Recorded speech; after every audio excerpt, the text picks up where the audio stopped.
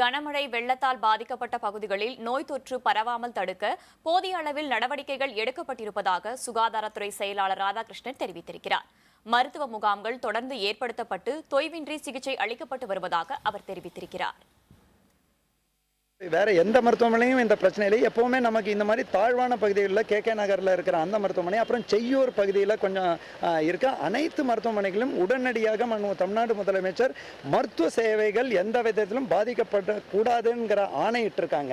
அதனால தொடர் நம்ம மருத்துவ முகாம்கள் பாதிக்கப்பட்ட பகுதிகளில் அதை தொடர்ந்து நடக்கிறது. மருத்துவமனைகள் அனைத்தும் முழுமையாக செயல்பட்டு கொண்டிருக்கு. இந்த மாதிரி ஒரு தாம்பரம் மட்டும்தான் இன்னைக்கு இந்த வரலாறு காணாத அளவுக்கு இந்த மழை காரணமாக இந்த வெளிப்பகுதி இருக்கிற தண்ணி உள்ள போயிருக்கு. அதுலயும் பேஷண்ட் பாதிக்கக்கூடாதுங்கிறதுனால உடனடியாக அருகாமையில் உள்ள இதர அரசு மருத்துவமனைகள் அதுக்கான முழு ஏற்பாடு செய்திருக்கோங்க. அது மட்டும் இல்லாமல் தொடர்ந்து நம்மளோட இந்த மற்ற நிலவேம்பு போன்றவற்றையும் முதலமைச்சர் ஆணைக்கிணங்க தொடர்ந்து அதையும் வழங்கிட்டு இருக்கோம். ஸோ ஒரு பக்கம் பிஸ்னஸ் கண்டினியூஸ் நம்மளோட மருத்துவமனை சேவைகள் பாதிக்கப்படாத செயல்படணும். இன்னொரு பக்கம் இந்த மாதிரி நேரங்களில் மருத்துவ சேவை அணுகி வருவங்களுக்கு அங்கே போய் அந்த கேம்ப்ஸ் மூலமாக அதை தொடர்ந்து செயல்படுத்தணுங்கிற ஆணைக்கிணங்க செயல்பட்டு வரணும்.